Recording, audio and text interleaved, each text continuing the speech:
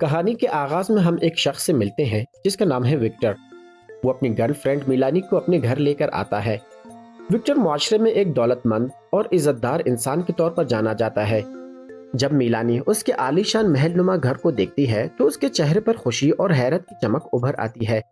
Victor مسکراتے ہوئے اسے پورا گھر گھماتا ہے اور کہتا ہے، میرے پاس تمہارے لیے ایک خاص سرپرائز ہے۔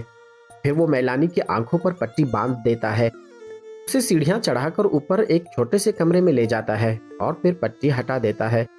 میلانی اسی جگہ پریشان ہو جاتی ہے جیسے اس کا خون جم سا گیا ہو۔ کمرہ ایک ٹارچر سیل ہے۔ اصل حقیقت یہ ہے کہ وکٹر ذہنی طور پر بیمار ہے۔ اسے ایک بری عادت ہے، وہ لوگوں کو اپنی طرف مائل کرتا ہے پھر انہیں تشدد اور اذیت کا نشانہ بناتا ہے۔ میلانی پہلے تو یقین نہیں کرتی مگر وکٹر زبردستی اصرار کرتا ہے کہ وہ کھیل میں شامل ہو جائے۔ وہ اسے ایک عجیب سے بیڈ پر لٹاتا ہے اور اس کے ہاتھ پاؤں مضبوطی سے باندھ دیتا ہے۔ پھر وہ ایک ہینڈل گھماتا ہے جس سے میلانی کا جسم کھینچنے لگتا ہے۔ میلانی ایک خوفناک چیخ مارتی ہے، اس کا جسم شدید درد سے کانپ اٹھتا ہے۔ وکٹر ایک ٹھنڈی سرد آواز میں کہتا ہے، یہ تو صرف پہلا لیول ہے۔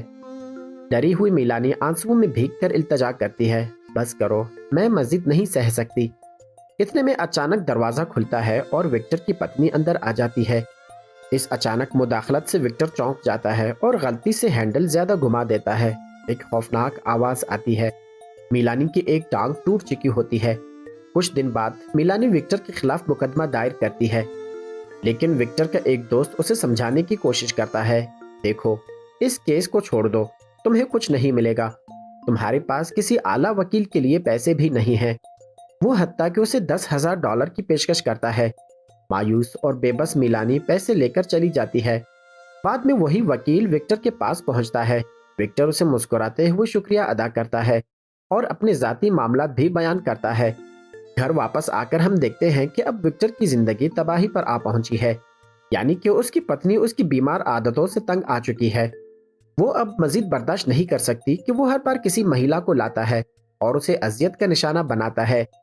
ایک موقع پر وکٹر اپنی پتنی کو لبھانے کی کوشش کرتا ہے مگر غلطی سے اس کی گردن پکڑ لیتا ہے۔ اسی رات وکٹر ایک بڑی پارٹی رکھتا ہے۔ شراب، جوا، ہنگامہ، ہر چیز اپنے عروج پر ہے۔ جب اس کی پتنی اسے روکنے کی کوشش کرتی ہے، وکٹر اسے سب کے سامنے ذلیل کرتا ہے اور پارٹی سے باہر نکال دیتا ہے۔ دکھی دل کے ساتھ وہ اپنے کمرے میں واپس آتی ہے مگر اسی وقت وکٹر کا دوست رومن چھپکے سے اندر آتا ہے۔ وہ اسے بوسہ دیتا ہے۔ اب یہاں حقیقت سامنے آتی ہے، دراصل وہ دونوں کافی عرصے سے خفیہ تعلق میں ہیں۔ ادھر وکٹر جوا کھیل کر بری طرح ہار جاتا ہے، غصے میں آ کر اپنے کارندے پر تشدد کرتا ہے۔ بعد میں جب وہ پتنی کے کمرے کے دروازے پر آتا ہے وہ اسے آواز دیتا ہے۔ الزبتھ جلدی سے رومن کو الماری میں چھپا دیتی ہے۔ دروازہ کھلتا ہے، وکٹر اندر آتا ہے اور کچھ عجیب سا کرنے لگتا ہے۔ الزبتھ اسے دھکا دے کر پیچھے ہٹاتی ہے اور کہتی ہے، تم بالکل اپنے پتا جیسے ہو۔ وکٹر کے آنکھوں میں آنسو بھر آتے ہیں کیونکہ اس کا پتا واقعی ظالم انسان تھا۔ الزبتھ اسے روتا دیکھ کر رومن کو الماری سے نکالتی ہے اور اس کے ساتھ گھر چھوڑ دیتی ہے۔ اگلے دن وکٹر پھر اپنے جوئے کے کھیل میں مصروف ہوتا ہے۔ الزبتھ لاپرواہی سے کہتی ہے، میں کچھ دیر کے لیے باہر جا رہی ہوں۔ وکٹر بے دلی سے کہتا ہے، جاؤ۔ وہ باہر رومن سے ملتی ہے اور کہتی ہے، اگر حالات ایسے ہی رہے تو ہمارا رشتہ کیسے چلے گا؟ رومن جواب دیتا ہے، اگر وکٹر ختم ہو گیا تو ساری جائیداد تمہارے نام ہو جائے گی، پھر ہم شادی کر کے سکون سے رہ سکتے ہیں۔ اسی شام الزبتھ رومن کو کھانے پر بلاتی ہے۔ رومن آتا ہے مگر اس کی دل میں قتل کا منصوبہ پکا ہوتا ہے۔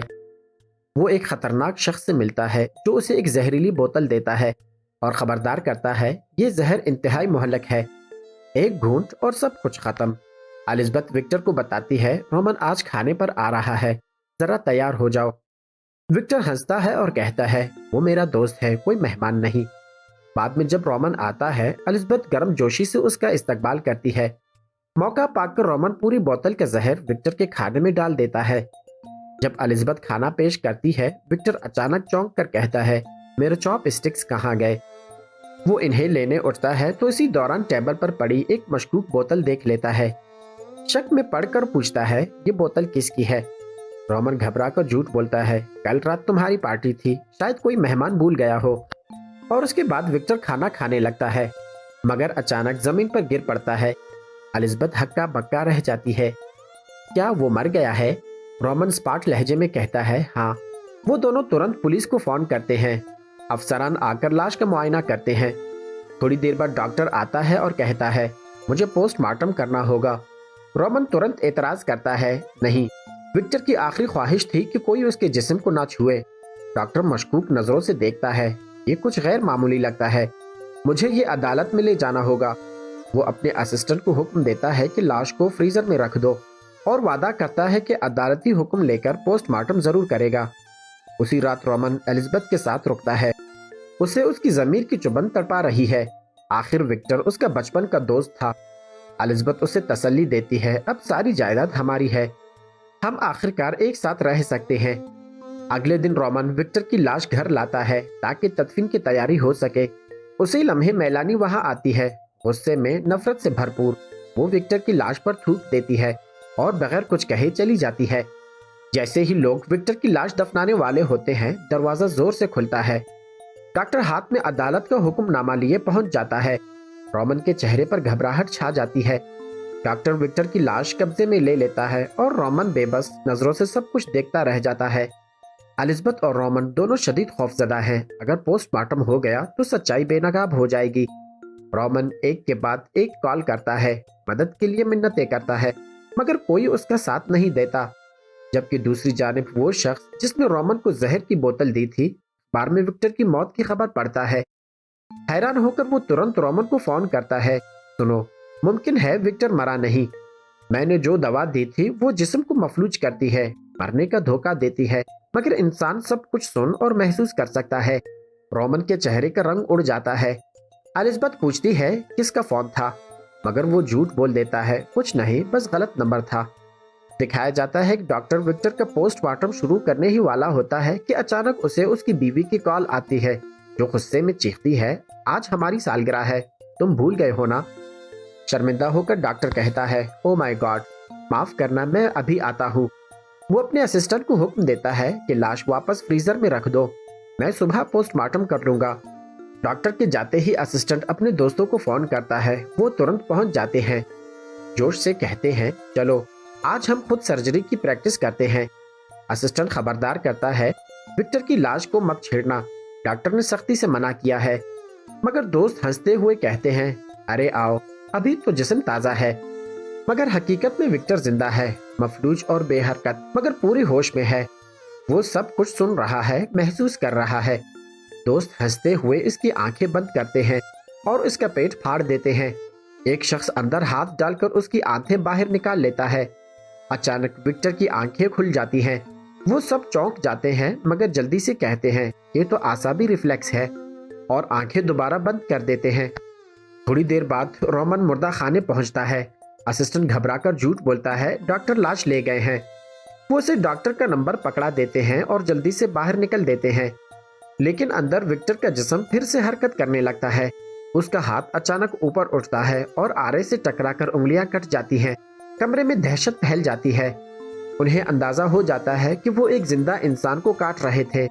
खौफ के मारे वो उसे नींद का इंजेक्शन लगा लेते हैं और वो फैसला करते हैं कि उसे जिंदा दफन कर दें, वरना सब कुछ तबाह हो जाएगा। वो उसे जंगल में घसीट कर ले जाते हैं, एक गहरा घड़ा खोद देते हैं और दफनाना शुरू करते हैं। मगर विक्टर अचानक आंखें खोल देता है। गुस्से, दर्द और वहशत में पागल हो चुका होता है। वो चाकू से एक लड़की की आंख में घोंप देता है, जो कि मौके पर मर जाती है। फिर वो असिस्टेंट का जबड़ा तोड़ देता है और आखिरी दोस्त को भी बेरहमी से मार डालता है। फिर सुबह विक्टर उनकी कार तलाश करता है, कुछ अद्वियात और हथियार उठाता है और घर की तरफ निकल पड़ता है। रास्ते में उसे मिलानी नजर आती है, वही लड़की जिसने उसकी लाश पर थूक दिया था। विक्टर के चेहरे पर इंतकाम की आग भड़क उठती है। वो उसका पीछा करता हुआ उसके घर पहुंचता है। दूसरी जानिब रोमन एलिजाबेथ को बताता है कि विक्टर की लाश हॉस्पिटल से गायब है। एलिजाबेथ सांस रोक लेती है, चेहरे पर खौफ के आसार हैं। रोमन आहिस्तगी से कहता है कि वो अब भी जिंदा है। उसी वक्त विक्टर मिलानी को एक बेड पर बांध देता है। उसकी आवाज जहरीली और सर्द है, मैं तुम्हें अजियत देकर मारूंगा, वो फोन उठाता है और अपने ही घर कॉल करता है। फोन रोमन उठाता है। विक्टर की आवाज सुनकर रोमन जगह पर साकित रह जाता है, मगर वो झूठ बोलता है, ये गलत नंबर था। फिर विक्टर अपनी धमकी पूरी करता है। वो मिलानी को बेरहमी से कत्ल कर देता है। आखिरकार रोमन टूट जाता है और एलिज़ाबेथ से एतराफ करता है, विक्टर अब भी जिंदा है। एलिज़ाबेथ गुस्से में आ जाती है और कहती है, बकवास बंद करो, और अपने कमरे में चली जाती है। थोड़ी देर बाद बाहर कार की टायर चरचराती है। रोमन भागकर खिड़की से देखता है, वो विक्टर की कार है। अंदर से अजीब धीमी चीखों की आवाजें आती हैं। रोमन दौड़कर अंदर जाता है और देखता है एलिज़ाबेथ बंधी हुई है। वो खौफ से चीखता है, तो छोड़ दो विक्टर, प्लीज। विक्टर सर्द मुस्कुराहट के साथ कहता है, ठीक है, अगर तुम मेरी बात मानो तो। वो रोमन के एक अजियतनाक मशीन पर बांध देता है और एलिज़ाबेथ से कहता है, हैंडल घुमाओ। एलिज़ाबेथ कांपती हुई हैंडल पकड़ती है। रोमन का जिस्म दर्द से चीखने लगता है। मायूस होकर एलिज़ाबेथ चिल्लाती है, ये सब रोमन ने किया, इसी ने मंसूबा बनाया था, मैं बेकसूर हूँ। मगर विक्टर पागल हो चुका होता है। वो हैंडल पूरा घुमा देता है और रोमन का जिस्म फट जाता है। जैसे ही वो एलिज़ाबेथ की तरफ बढ़ता है, एलिज़ाबेथ छुरी उठाकर उसके पेट में घोंप देती है। इसके पेट से वही जख्मी आंतें बाहर निकल आती हैं। फिर वो कुल्हाड़ा उठाकर उसके सर पर वार करती है। एक ही वार और विक्टर वहीं पे खत्म हो जाता है। अब कई माह बाद दिखाया जाता है, एलिज़ाबेथ महल के सामने खड़ी है। पूरा घर अब इसके नाम पर है। वो गाड़ी से उतरती है और जैसे ही रोशनी उसके चेहरे पर पड़ती है तो पता चलता है वो प्रेग्नेंट है। उसकी लबों पर एक पुरइसरार मगर खफीफ सी मुस्कुराहट आती है। इसके साथ ही इस मूवी की कहानी यहीं पे खत्म हो जाती है।